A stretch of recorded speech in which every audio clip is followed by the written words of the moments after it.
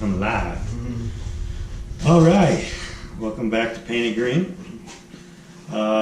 We did a video before this one of this office where I did a smooth wall, and told you guys how to do that. I'm actually going to go through and show you this video on how I actually do most of my walls when I paint.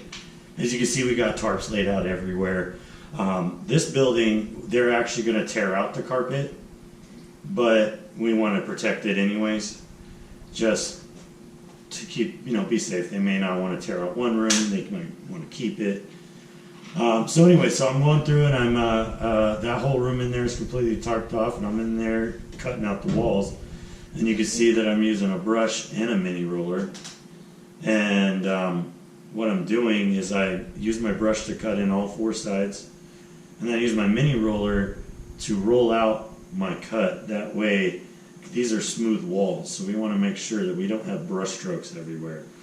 I'm sure you probably at one point have been inside of a smooth wall building and noticed brush strokes on the wall.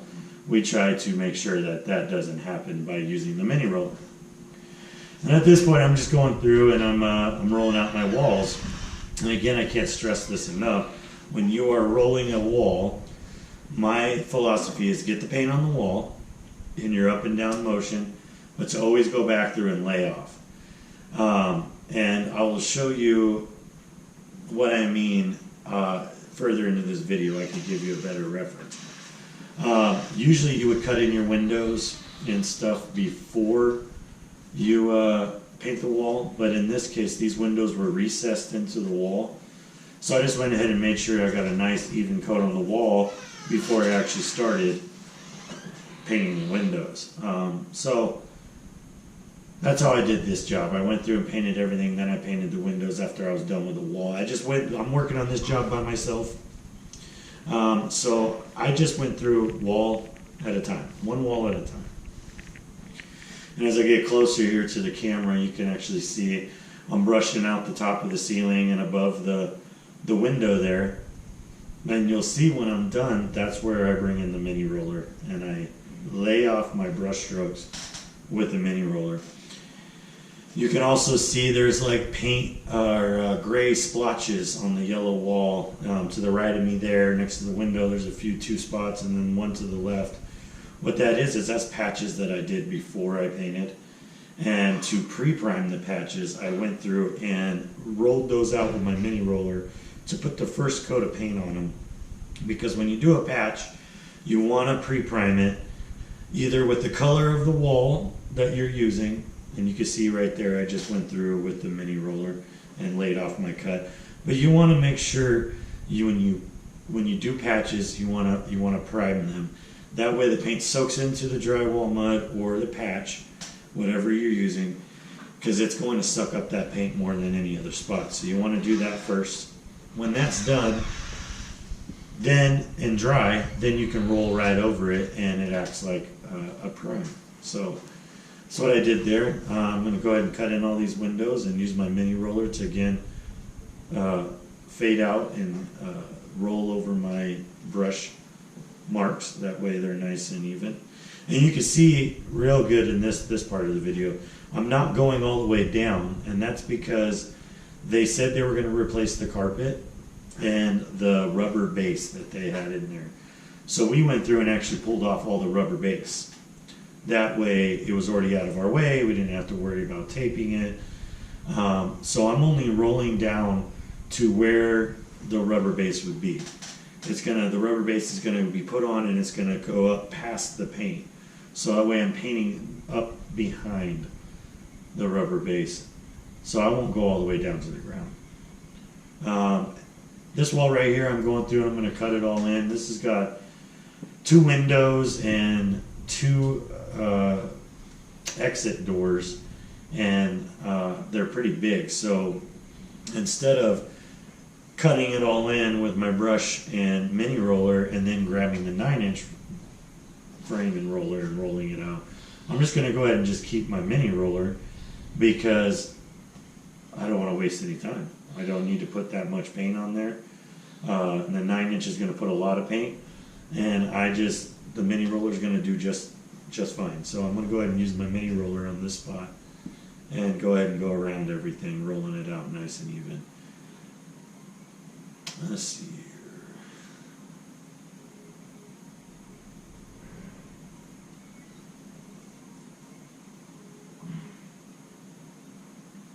I think it's funny that you can hear the music in the background. So you can just tell me what you were doing on the other side. On the other side there, where you can't see, unfortunately, I'm sorry about that. I was one man alone in a building. I couldn't move the camera constantly. But I went ahead and rolled out. There was about a 4-foot wall there, 4-foot wide wall, that I went ahead and rolled out with a 9-inch roller. And now I'm going through and cutting the windows. Like I said, they're recessed. So usually, like I said, we're cutting the windows first, but this way I could get a coat on the wall, and then I can cut in the windows afterwards. Usually when you're painting the wall, you want to get everything cut in and rolled all at once. That way it dries evenly. Seeing that those windows are recessed, they were kind of their own entity, and I could do them when I wanted. Now we're into the main room, and there's that wall that you saw in the last video that I smoothed out. That had the carpet wallpaper, I guess you want to call it carpet art on the wall. That had all of the glue.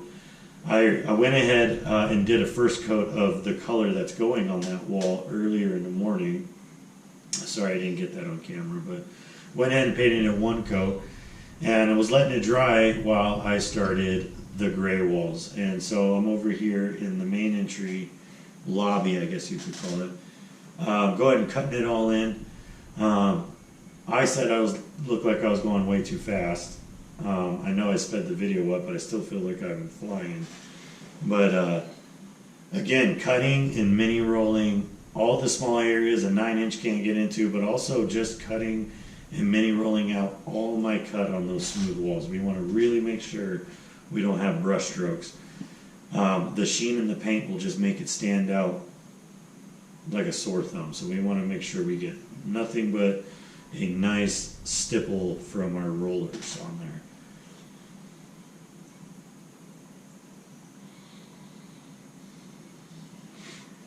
At this point, I'm actually going to go over and I want to put the second coat on the smooth wall that we did. That's the accent wall in this building. This over here, I did not bring a huge 9-inch roller into this color of paint because it's only one wall. So I think I'm actually using a 6-inch Worcester roller. But I'm going through and I'm going to cut it all in.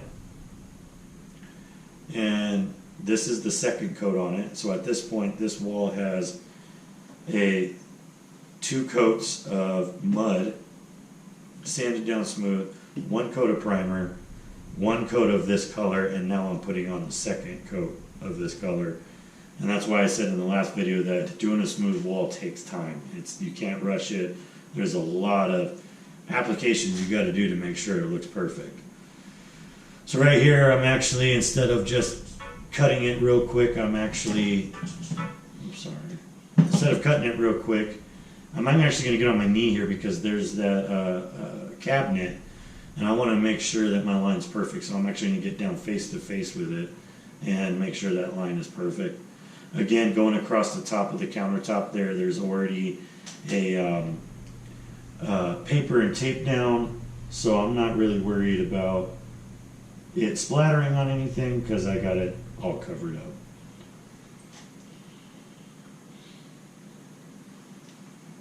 Now I'm going to go ahead and start rolling it, and I got that 6-inch Worcester. Don't need a 9-inch, don't need that big of a roller. So I'm going through and I'm rolling it, and this is what I was talking about earlier in the video when I said we got to make sure we lay off. So right now I just did 2 dips and just got the paint on the wall. And now I'm going back through, starting at the top and rolling straight down to feather out or lay off the paint that I put on. That makes sure that we don't have roller marks, we don't have ropes, and we don't have, you can tell when someone does a really bad job at rolling because they're going to leave an uneven surface. So you can see I've gone through it and I'm going from top to bottom. I'm throwing the paint on right here and just slapping it on there. And once I get 2 dips in there, I'm going to go back starting at the top and going straight down. And you can see the difference on the wall when I do that layoff. You can almost see like there's 3 perfect squared off spots. And what that's doing is that's all going to dry together nice and evenly.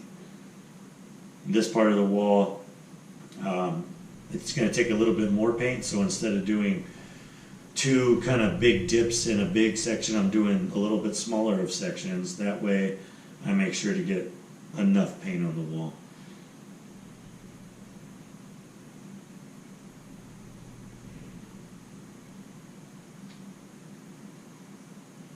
And again, I just kind of go back over when I'm done and just make sure I have everything nicely smoothed out. Nice stipple on everything, nice evenness, that way it all looks perfect. Oh, sorry, I had to pull my pants up there. All right, at this point I actually took lunch. You know what? And Before you did that, before you took lunch, you'll see. oh, I didn't take lunch yet. No. So I actually get a fan out, and what I'm going to do is I'm going to get the fan on there and get it nice and dry. And what that does is the fan just kind of activates the paint and sets it off to where it actually dries quicker. So now I took lunch, ate real fast, and I'm going through, and what I have here is 1-inch frog tape. And I'm going to tape from the top of the ceiling all the way down with just 1 inch. You can do, they sell 2-inch, they sell 1.5 inch, they even sell, no, that's right, they only sell 2-inch, 1.5 inch, and 1 inch. I only use 1 inch because I don't need to go crazy with a lot of tape, but if you can get 2-inch and feel safer, use it for sure, because it's a nice barrier. So what I'm doing is I'm actually taping it all off, and I'm making sure that it's nice and pressed down hard. And you can just see now I got a caulking gun. What I'm using here is clear caulking, and I'm going to tape that tape or caulk that tape edge against the yellow wall, and I'm going to rub my finger down the tape. I don't need a lot of caulking, just enough to fill the edge of the tape. And what that's going to do is that clear caulking is going to create a dam, so the paint doesn't actually bleed underneath the tape. It's clear, so it won't come out white. It's already shiny, so it's going to match the paint. So when you go down the tape with that clear caulk, it's actually stopping the paint that I'm putting on the wall right now from bleeding up underneath onto my other color. I could just use tape it and paint it and hope that nothing bleeds under. But 90% of the time, your paint's gonna bleed under the tape. I mean, just gonna happen. Imperfections in the wall will make it happen. Not enough glue on the back of the tape will make it happen. So I just go ahead and use clear caulk just to make sure it's 100% gonna block paint from bleeding under. So I went through and I did the clear caulk, and I immediately, while the caulk has just been sitting up there for less than a minute, I want to get right on with paint and start painting it. You don't want the clear caulk to dry on the tape. If it dries, the tape will never pull up right. So I'm going through, I got it nice and wet. I've go ahead and cut everything else in, and then I'll paint the wall. And then I'll pull the tape immediately when I'm done with the wall. That's very important. Get it while it's wet. Make sure you are cutting the caulked tape while it's wet, then pulling it immediately when you're done with the wall.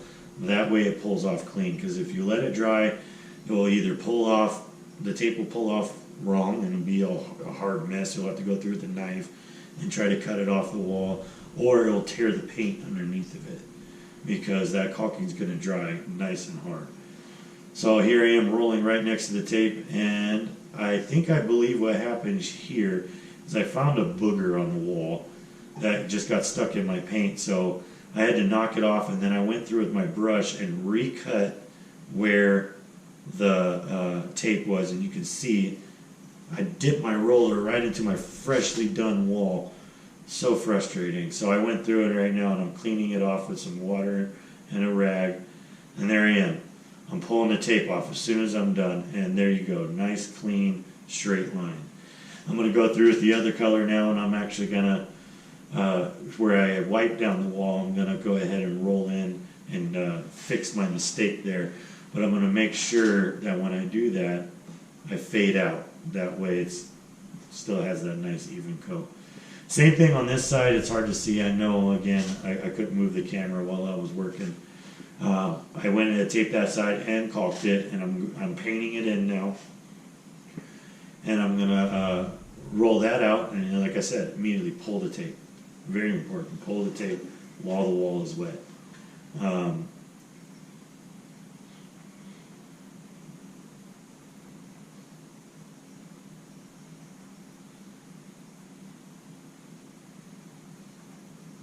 Now I'm going to get down again on my knees, face to face with the line I'm cutting next to that wood to make sure I have a nice, clean, crisp line. Not rushing it around cabinets. Don't want to hit the cabinet because then you're just going to have to clean it up and fix it later. So might as well just get down on your knees, face to face with it, and get it done right.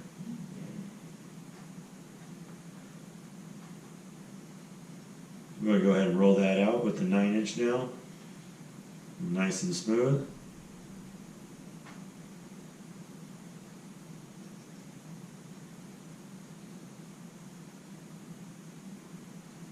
Now I'm just looking over my wall.